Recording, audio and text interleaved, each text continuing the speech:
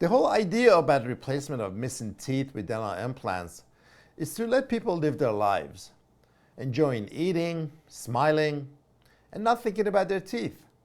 Just like your elbow or any other part of your body, they should just be there doing their thing. So when there is pain or swelling around dental implants, that is certainly not normal, and it indicates either inflammation or infection.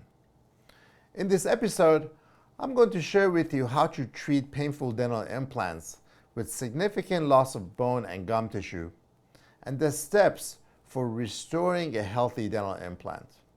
I'm Dr. Ryan Kazemi, and welcome to Hints and Tips in Dentistry.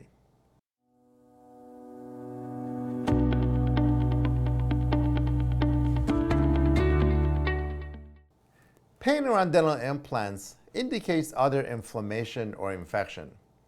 And if it's left untreated, it can lead to peri-implantitis and loss of supporting bone and gum tissue.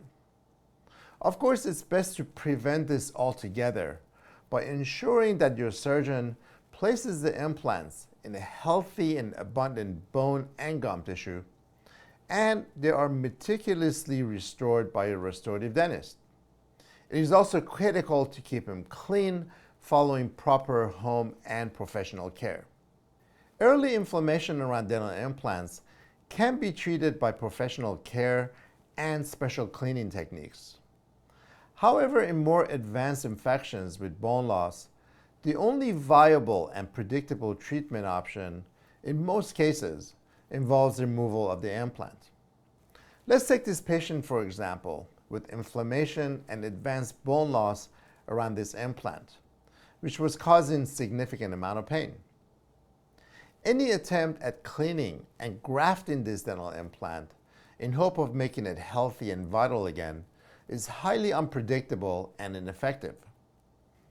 So it is best to remove the dental implant, restore the missing bone and gum tissue, and then replace it with a new implant following digital planning and guided approach.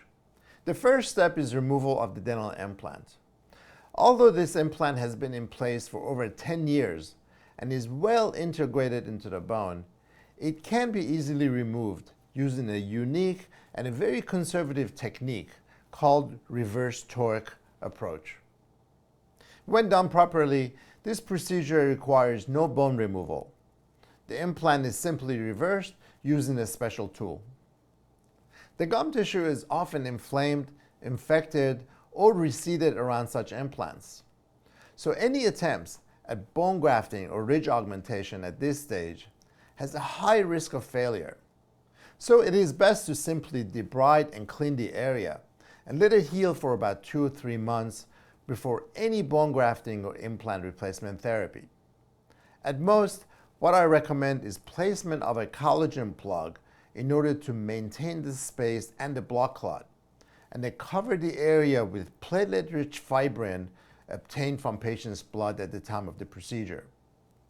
The platelet-rich fibrin, or PRF, has high levels of growth factors and is excellent for promoting the gum tissue healing and maturation. Once the gum tissue heals in 2 to 3 months, then a cone beam CT scan is done in order to assess the degree of the bone deficiency and plans for any bone grafting and implant replacement therapy. It is important that such procedures are done in stages so that the biology of the surrounding tissues, which have been compromised by the chronic inflammation or infection, has time to heal and improve, which will help with better success and outcome. Remember, pain around dental implants is not normal and should not be ignored. Treatment of peri-implantitis and revision therapy of failing dental implants is a highly specialized discipline, so make sure that you speak to a specialist with experience in this area.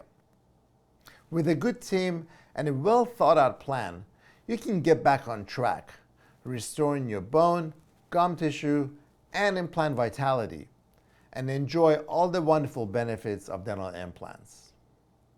Make sure to check out my ebook, The Painful Dental Implant, a patient guide to peri-implantitis and how to treat it, which is available on our website for a free download.